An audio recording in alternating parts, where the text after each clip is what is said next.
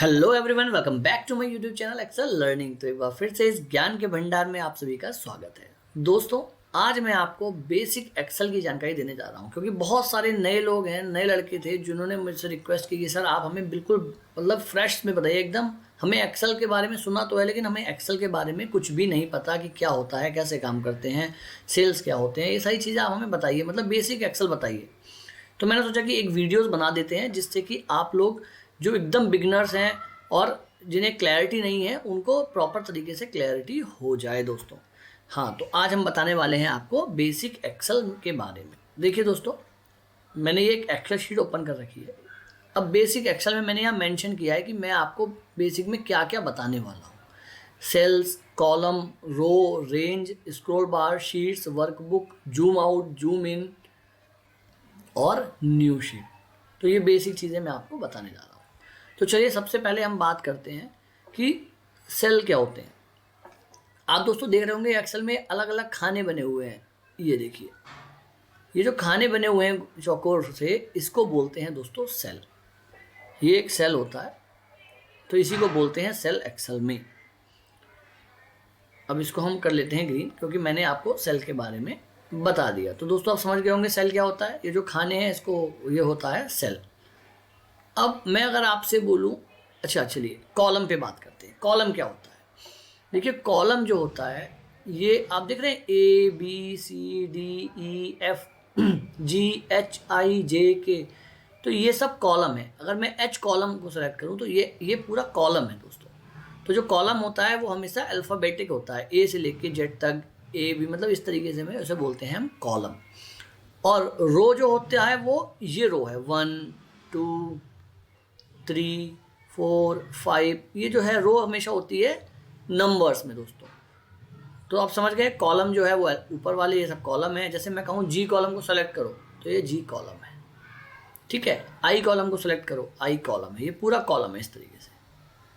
और ये जो है मैं कहूँ 12 नंबर रो को सिलेक्ट करो तो ये 12 नंबर रो है, ये यहाँ सेलेक्ट कर देते हैं, ठीक है दोस्तों। सेलेक्ट कैसे करते हैं? जब हम ऊपर जाते हैं, यहाँ पे, यहाँ नहीं, इससे ऊपर, तो देखिए एक एरो बन के आता है। जब एरो बन के आ गया तो इस पर आप एक बार क्लिक कर देंगे अपने माउस से तो ये सिलेक्ट हो जाएगा। सेम ऐसा ही रो में होता है, ठीक है दोस्तों। तो ये हो गया रो। अच्छा, अब इनसे मैं बोलूँ अगर आपको कि भाई, अगर मैं आपसे बोलता हूँ कि किसी भी सेल में आप कोई भी नंबर्स लिखो या नाम लिखो, कुछ भी लिखो, तो मान के चलिए आपने एक्सेल लिख दिया किसी भी सेल में, तो आप कोई भी किसी भी एक खाने में लिख दीजिए, ये एक सेल हो गया, सेल में आपने एक्सेल लिख दिया। लेकिन अगर मैं ये आपसे बोलूं कि भाई एच कॉलम के किसी भी सेल में, एच कॉलम के, तो एच कॉलम के मतलब ये एच कॉलम के किसी भी सेल में, ये सब सेल तो हैं, आप कुछ लिखो तो आप यहाँ पे कहीं कहीं पे भी लिख सकते हो, बट आपको इसी में लिखना पड़ेगा। आप यहाँ लिख दोगे ना तो गलत हो जाएगा, मतलब जी हो जाएगा, आपको यहाँ लिखना है। अब आपने यहाँ भी लिख दिया, मान लीजिए एक्सेल। अब मैं अगर बोलूँ कि भाई 12 नंबर रो में लिखो, अब आप ध्यान रखिए 12 नंबर रो के किसी भी सेल में लिखो, तो अब आप ऊपर नहीं देखोगे, 12 नंबर रो की बात हुई है ना, रो, तो ये है रो 12 में आप कहीं भी लिख सकते हो, यहाँ पे लिख दीजिए कहीं पे भी, तो आप सही है। लेकिन एक चीज़ आप देखिए दोस्तों, जब आप यहाँ क्लिक करते हैं, देखिए कहीं पे भी, तो यहाँ पे आपका ये नंबर, हर सेल का एक नंबर होता है। जैसे ये लिखा हुआ है H3, अगर आप यहाँ देखेंगे तो ये लिख के आ रहा है J5, अगर आप यहाँ देखेंगे तो लिख के आ रहा है D12। तो ये क्या होता है? देखिए, मैंने जैसा कि बताया कि कॉलम को हमेशा पहले बोला जाता है, लिखा जाता है, और रो को बाद में। तो ये D12 का मतलब ये है कि जो आपने लिखा है ये D12 में लिखा है, मतलब D कॉलम में और 12 नंबर रो में। तो आप देखिए ये D कॉलम है और ये 12 नंबर रो है, इसका मतलब इसका नंबर हो गया D12। अगर मैं इसकी बात करूँ, यहाँ पे अगर मैंने कुछ भी लिख दिया, मान लीजिए ये, तो ये कहाँ है? ई कॉलम में है और 7 रो में है, तो इसका नंबर क्या हो गया? E7। देखिए दोस्तों, तो मैं समझ सकता हूँ कि आपको ये चीज़ें बड़ा क्लैरिटी के संग समझ में आ रहा होगा। मैं एकदम बेसिक चीज़ बता रहा हूँ, इसीलिए बहुत आराम से बता रहा हूँ। वीडियो थोड़ी सी लंबी हो जाएगी दोस्तों, और घबराइएगा मत, आराम से देखिएगा, निश्चिंत होकर देखिएगा, तो आपको आराम से समझ में आएगा। तो मैंने आपको सेल क्लियर कर दिया, कॉलम क्लियर कर दिया, रो क्लियर कर दिया, और सेल का नंबर कैसे बोलते हैं क्लियर हो गया। अब मैं आपसे बोलूँ भाई कि किसी भी से कि G7 में आप जो है आप एक्सेल लिखिए G7 में।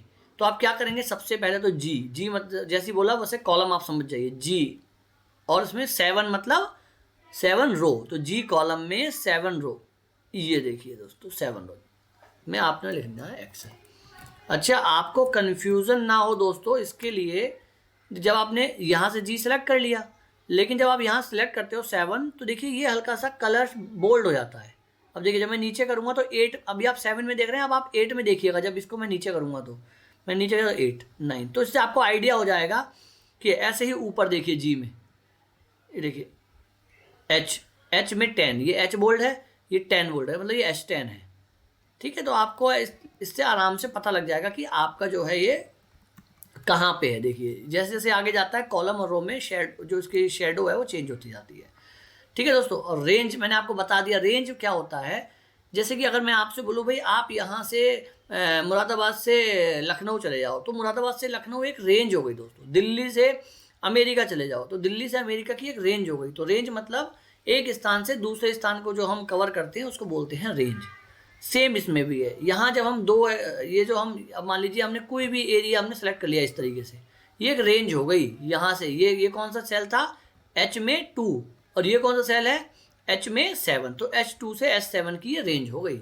अगर ये रेंज ऐसे भी हो सकती है कि भाई ये जो है H2 से लेके M9 तक की एक रेंज हमने सेट कर ली है। ठीक है दोस्तों, तो मतलब रेंज क्या हो गया, जो हम कोई भी चीज़ को, कोई भी डिस्टेंस को, बहुत सारी सेल्स को कवर कर लेते हैं। ठीक है, तो उसको बोल लेते हैं एक रेंज हो गई। चलिए दोस्तों, दो को या दो से अधिक को हम सेलेक्ट कर लेते हैं तो रेंज हो गई, तो इसको भी हम कर लेते हैं ग्रीन। मुझे लगता है कि आपको बहुत आसानी से समझ में आ रहा होगा चीज़ें। मैं बहुत ही आराम से इसीलिए आपको बता रहा हूँ कि कोई भी चीज़ ऊपर से ना जाए आपके। चलिए दोस्तों, अब बात करते हैं नेक्स्ट, स्क्रॉल बार। स्क्रॉल बार क्या होता है दोस्तों? स्क्रॉल बार 2 तरीके का होता है हमारे यहाँ।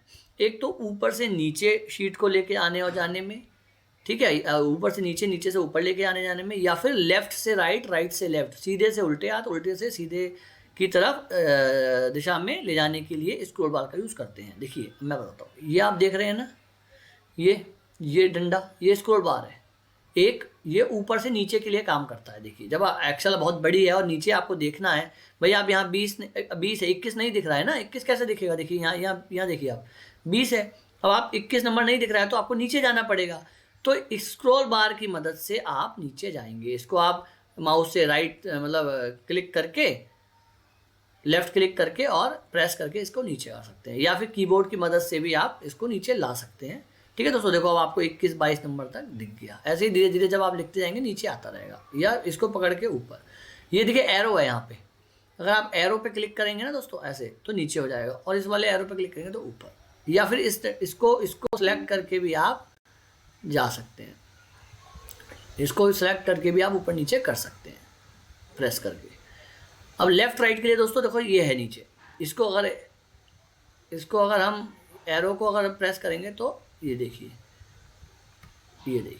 ठीक है ना दोस्तों, या इसको पकड़ के भी ऐसे कर सकते हैं लेफ्ट राइट जाने के लिए। तो ये तो हो गया आपका स्क्रॉल बार, जो कि 2 तरीके का होता है, मैंने बता दिया। अब बात करते हैं शीट्स क्या होती है दोस्तों।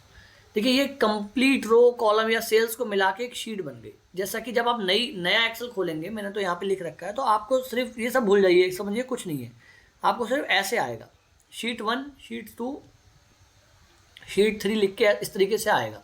तो ये हो गई एक शीट। इसमें आप एडिट करके, जैसे कि मैंने नाम लिखा है, यहाँ पे आप डबल क्लिक करेंगे ना दोस्तों, तो ऐसे नाम लिखने का आ जाएगा, और आप इसमें कुछ भी लिख सकते हैं। ठीक है, कुछ भी आप लिख सकते हैं इसमें, EXE। फिर से हमने एक्सेल, हमारे चैनल का नाम है न्यू एक्सेल लर्निंग, तो हमने एक्सेल लिख दिया। ठीक है दोस्तों, तो इस तरीके से आप कर सकते हैं। और फिर से अगर आपको ये नई शीट ओपन हो गई, अब फिर आपको अगर बैक शीट पे जाना है, तो हम इस शीट पे काम कर रहे हैं, तो इस पर क्लिक कर देंगे तो आपकी शीट ओपन हो जाएगी। तो आप शीट समझ गए होंगे कि शीट।